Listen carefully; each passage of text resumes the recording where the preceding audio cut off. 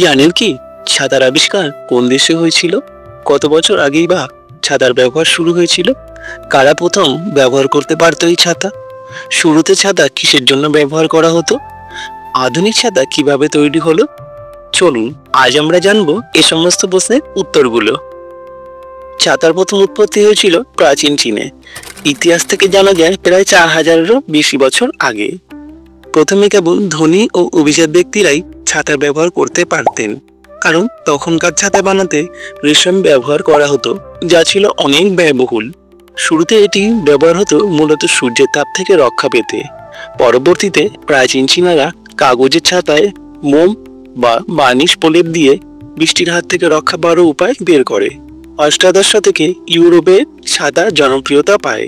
তখন এটি মূলত নারীদের জন্য ব্যবহৃত হতো।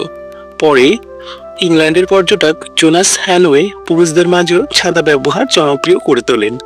1852 সালে স্যামুয়েল ফক্স স্টিলের ফ্রেম দিয়ে আধুনিক ছাতার কাঠামো তৈরি করেন। আর 1920 সালে জার্মানিতে প্রথম ভাঁজ করা পকেট ছাতা আবিষ্কৃত হয়।